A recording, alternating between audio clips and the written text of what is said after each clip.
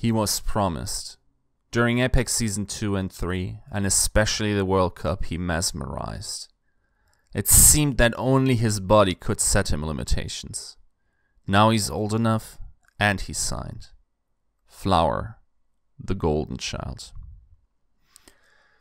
As NYXL releases the information of the promotion of the player from their academy team, Fl0w3R, the anticipation of this young guy's talent is huge in the community, especially amongst those who've been around in 2017 to see what he did at the time.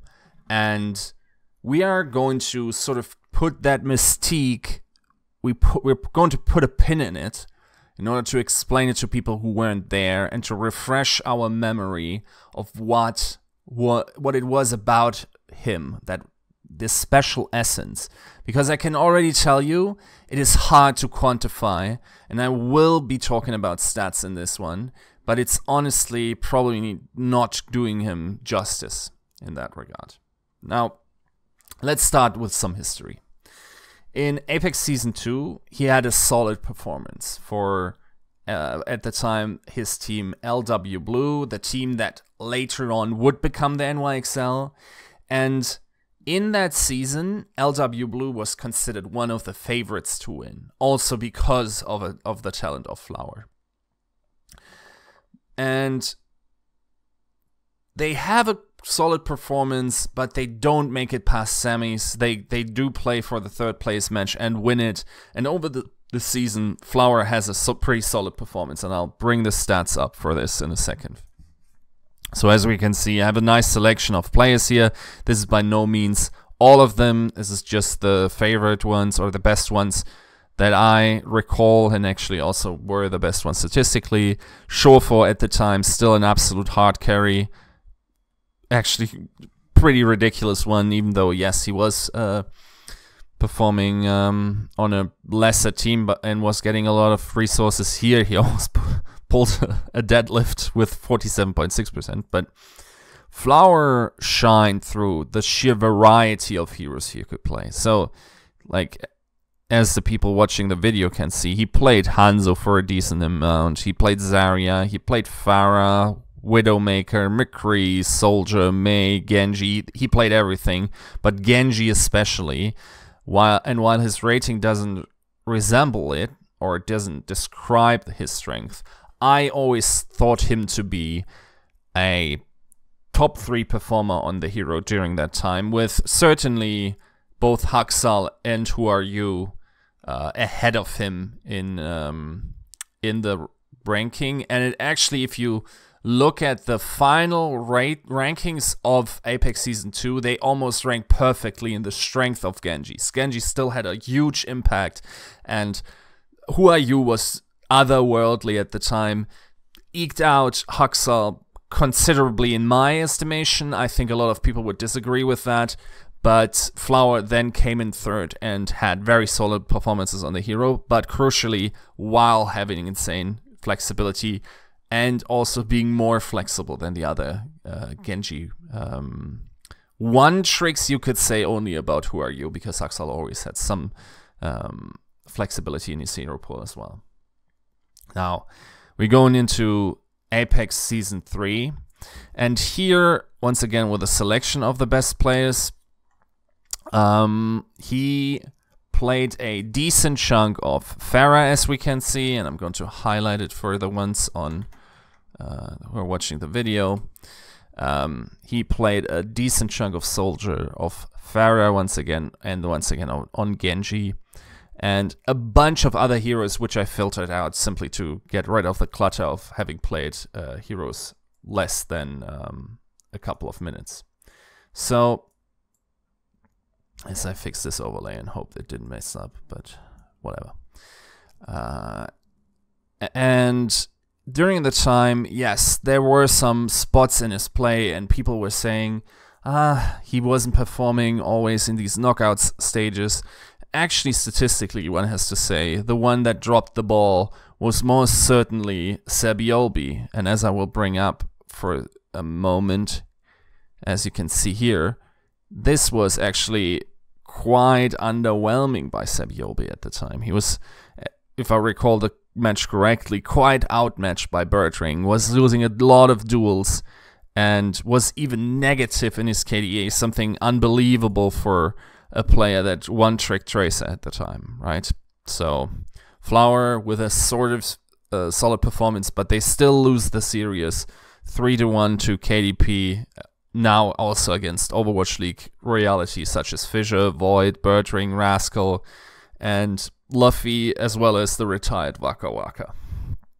Now, then they have, in that group stage, the knockout game against Lunatic High. And in that one, once again, if we're looking at the statistics, Fl0w3R is performing actually quite well, especially on Soldier, even though this is sort of misleading because the play time is very low, but he had 15 kills per 10 at the time. Also had a 5k on Vodskaya, was apparently the algorithmic play of the game for Winston Slap. And once again, Fl0w3R sort of outmatched, certainly not by Eska, but in general, in the matchup, their strategical approach was sort of mismatched because the general back and front line were just insurmountable during the time when Lunatic High was this hot. And it felt like Fl0w3R was trying to do a lot, was getting a lot of resources, but simply couldn't perform to the level that we expected of him. And that is sort of like a sideshow argument, which I, of course, tend to disagree with. Refute this one, my friend. And yeah, LW Blue doesn't get out of the second group stage, and that ends the history of LW Blue pretty much. Because famously, LW Blue, the team that would later then become NYXL, didn't participate in Apex Season 4. And with that, Fl0w3R also vanishes into inactivity, one has to say, and only later then joins the NYXL. But between that is the World Cup. So let's look at the World Cup statistics just briefly. And once again, we see here Fl0w3R with the Pharah, in terms of performance, certainly comparable to the world's best. We go down, he plays Junkrat, he plays Soldier, Reaper again, so just an insane variety, right? And let's look at this here. If we just look at the amount of heroes he played during that 2017 World Cup, he played 1, 2, 3, 4, 5, 6, 7, 8, 9, 10, 11, 12, 13, 14, 16, 17, 18 different heroes. Granted, most of them less than 5 minutes, some of them even less than 1 minute. Now, this still reveals a wide variety, because up until this point, I think it's fair to say that we hadn't seen someone reliably as versatile on both projectile and hitscan DPS, and then within the hitscan DPS, also the difference between tracking and point and click aim like McCree and like Widowmaker, and he was doing it all, right? So the World Cup performance then rounds out the edges on his mystique, and this idea of this super talented guy is created. But why can he not actualize his potential? According to sources from his team, and I think he also elaborated on it in several interviews, he was quite held back by injuries, and some people remember it as wrist injuries. I actually think it was, if I recall the interviews correctly, it was something like joint pain in his fingers that got quite bad. And I'm actually not sure if he was able to fix that, even to this day. So, once again, this guy, in the collective minds of Overwatch fans at the time, everyone was thinking, if he could just fix this issue, he could take over the world. He has the talent, he can play everything, he looks marvelous on everything, he's the best player on a couple of these fringe heroes, he's in the top 3 on Genji, this very mechanically demanding hero, and it's just a marvel to behold, to see him play like that, and his stats actually maybe more objectively represent his performance, but what it looked like was much more mesmerizing, right? So then he joins the XL2, the academy team of NYXL, simply because he's not of age. He's not allowed to play in the Overwatch League. And after having disappeared previously into inactivity, he comes into the XL2 and he doesn't play a lot. So I then asked his former coach, Iostux, how he would evaluate the level of play when he got to work with him. And basically he told me that the current status quo of Fl0w3R is that he's a very strong Hanzo, Widowmaker, and Genji. Once again, a wide variety of heroes he can play with projectile and with high demanding hit scan heroes. His Pharah isn't as impressive anymore, and they liked playing Mangachu over him in that role. And that his Genji filled a bunch of issues that they had at the time, and they were quite thankful that they had him around.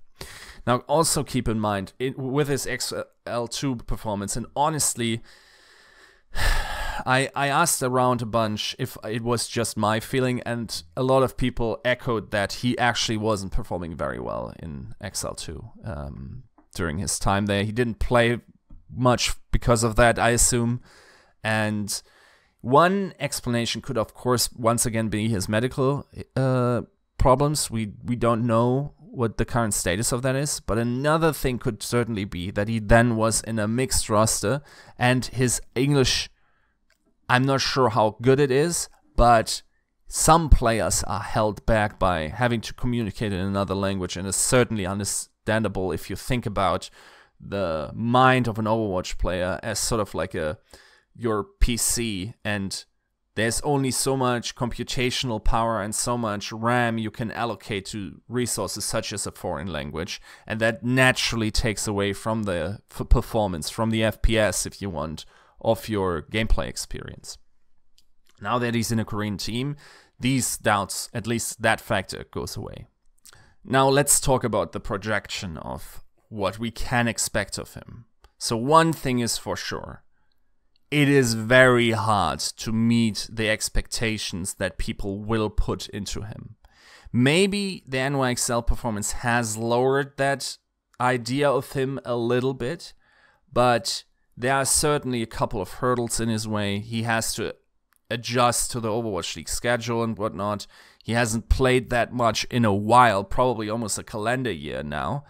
And the biggest hurdle really in his way is his teammate, of course, Libero. Because if we think of Libero's Season 1 performance, reasonably, this is the best we could have hoped for Fl0w3R to play. Libero has not only the wide variety of heroes that he can play, but he is also elite tier on a bunch of them. He's certainly an absolutely elite Hanzo. He's a very good Genji. He's a very good Junkrat, right? These projectiles, this guy has it nailed down. And this is also something that was brought in by Fl0w3R and that he would like to pick up. But I'm not sure how realistic that is at that point. In terms of Widowmaker, Sebiolbi was honestly quite impressive. And don't forget about Pine. If Pine peaks, that is, you know, something that is very hard to overcome. So even if you say, okay, we feel like Fl0w3R in this moment is peaking, is he going to be better on Widowmaker than Sebiolbi and Pine? That is very hard to say, right? So you realistically look at Fl0w3R as a Libero replacement and someone that wants to get the spot from Libero. And one has to be reasonable here and say Libero, in terms of what he does, the wide variety of heroes he can play, I don't think there's a better player in the world than Libero at what NYXL wants in that position. And I don't think it's reasonable to expect the Golden Child to get ahead of Libero there. Thanks for watching.